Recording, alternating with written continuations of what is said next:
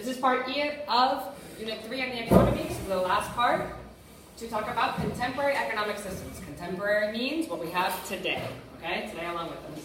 So, what's often called the capitalist system or the market economy, right, is always really mixed because, as we've said a billion times in this unit, there's no extreme real capitalism or real communism or even real socialism, right? These are ideas, these are theories, and they move along a spectrum. Can you be more or less capitalist? Absolutely.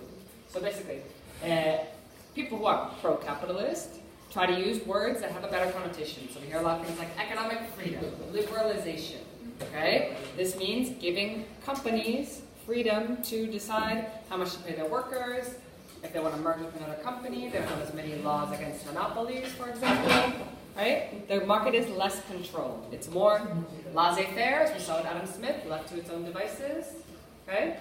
And we have a ranking because, of course, this is kind of subjective, but more or less how much the laws of your country allow companies, private companies, to have freedom to do what they want, okay? So this is from a few years ago, but they're more or less the same. Maybe they moved around a bit, but basically, you have a ranking out of 10, which would be complete economic freedom, which obviously doesn't exist, because the highest one is 8.9, okay, proving what we've said. So, Hong Kong, Singapore, New Zealand, Switzerland, Australia and Canada are tied, Bahrain, Mauritius, Finland, Chile. Okay, so these are countries that, in some ways, try to attract foreign business by saying, we don't have a lot of regulations, right? Chile's had a lot of success with that, right? And other ones have a long tradition of little regulation, like the United States, okay? Alright, a mixed economy, where the state takes actions that affect the economy. All economies today are mixed, okay?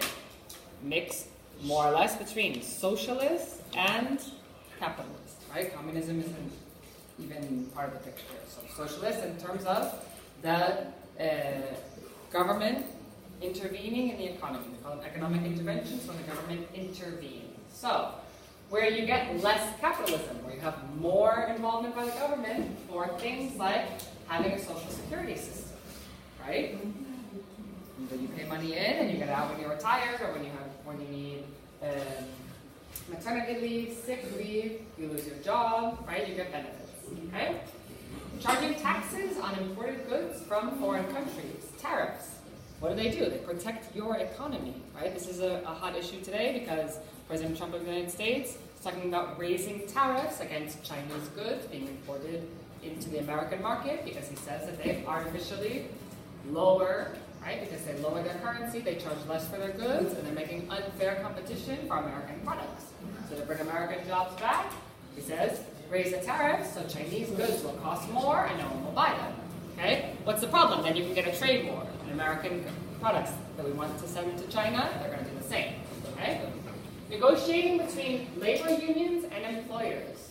Right? So you can have organizations. The CEOE in Spain is the organization of basically employers, and then each industry normally has a union or some kind of organization that negotiated with them, normally mediated by the government, and you get things like what are called convenios colectivos, like you have in, for example, private schools, right? If you're a teacher in a private school, you have a minimum salary that all private schools are going to pay you. Even though they're private, they have that agreement with the government, okay? So it's something that they willingly do, right? To keep things from being too capitalist and having people work for too little money, right? Okay? Owning some industries. A lot of companies, a lot of governments do this, and they're doing it less and less. So, public companies, AVE, the public schools, right? Telefonica, until it became private, right? So, one example, we're always moving back and forth, things change, right? It's always fluctuating. One example, just to give you, is 1997. Liberalization means more freedom, right, of the electricity market in Spain, okay? For a couple of examples. So, it was a mixed market where you had some private companies and then you had the public company that owned 41%, I think. So they thought that if they privatize that part of the sector and make it completely private, it will help. The theory is it will help introduce competition to raise efficiency. Okay? Why? Because in a capitalist system, you have more of an opportunity to make a profit. So businesses are more motivated to find a cheaper way to produce their goods that's more efficient to charge less for the consumers. Why? Because they will get more customers, right? So this is the whole capitalist theory. There will be more people who will naturally buy that electricity rather than someone else's because people are not stupid and they want to pay less, right? And supposedly the government doesn't need to be involved. So this is one case where we became more capitalist by reducing government involvement in the electricity sector, okay? All right. What are economic interventions? An important definition. I know it's a lot of definitions, but you need to know what you're talking about. Is any action taken by a government or an international institution like the IMF, right, the International Monetary Fund, for example, in a market economy or a market-based mixed economy, right, our economies, in an effort to impact the economy. Obviously, this is beyond basic regulation of fraud, right? I mean, there's laws that companies have to follow, enforcement of contracts, provisions of public goods. So, for example, the town government has to pay for water that it consumes in its fountains, right? Those are normal things. Those are not economic interventions. Economic interventions are actions besides those normal things that the government takes to try to affect the economy in one way or another. So there's a whole bunch of different things you can try to do. And it can have an economic objective or even a political objective, right? Sometimes, one example is a social political objective is giving more jobs to people with disabilities, right? Companies get incentives, right, to hire people who have a recognized disability, okay? They get economic incentives, like they pay fewer taxes. They get okay, so it could be something as simple as promoting economic growth, increasing employment, raising wages, raising or reducing prices, depending on what you want, right? Promoting equality, managing the money supply and interest rates, increasing profits, or addressing market failures. Those are examples. There's many, many more. Okay? All right. One of the biggest ones you have, there's two basic examples we're going to look at. One of the biggest ones is subsidies. And of subsidies, the most famous one and the most polemic is always going to be agricultural subsidies. Okay? Money, a subsidy is money the state gives to certain private industries. This money is usually given because the industry would not be viable without it. The industry would not survive. There's something wrong with the industry, right? That is to say, all the private businesses involved in that industry would go bankrupt. Why do we have so many agricultural subsidies? Because so much of agriculture is outside of our control. If you have a frost in May and it ruins all of the crops for all the potatoes in Spain, well, what are you going to do? Let all the potato farmers starve? Let the prices skyrocket for potatoes? It's like a staple of the Spanish diet. The government steps in to help. Okay? Agricultural subsidy. Money paid to farmers to supplement their income, manage the supply of agricultural commodities, influence the cost of supply of such commodities. Example.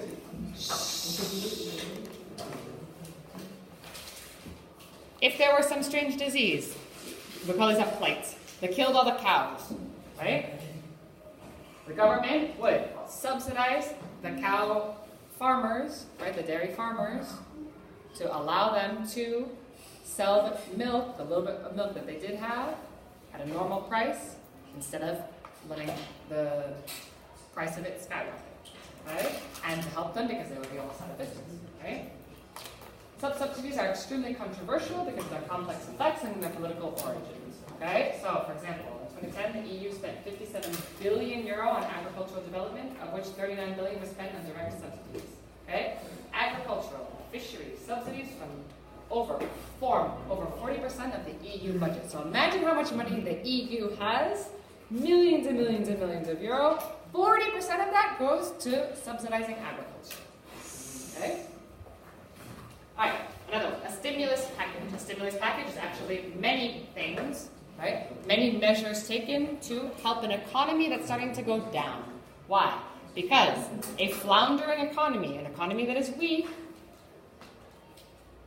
is bad for everyone. It's bad for the politicians in office because the next people are going to say, you ruined the economy, we're going to vote you out. It's bad for people because there's more unemployment, right? This is when you start to see the economy slowing down. Sometimes the government steps in and gives it a little help and it can kind of get back up. Okay, two ways of it does it. Tax breaks. You return people's money that they paid in their taxes. This happened to me in 2007. The economic crisis happened. Obama sent a check literally to every person in the United States for the amount for some percentage of the amount of money that you have paid in your taxes, you got back. Why? Because they hope that you're going to go buy something with that money. And that's going to start the economy going again, right? That money is going to go to a producer who's going to reinvest it in his business, right? Maybe hire someone else. Like that. The other one, spending projects. A lot of governments do this when they have something they need to get done anyway, like building a dam or building a new motorway. They decide to do it at that time. Okay? So what they do is they hire tons of people to work, so they're getting lots of people jobs, and they hire private companies as well to do the work. So they can say, I'm giving work to companies that already exist, or I can directly hire employees. Okay? Stop.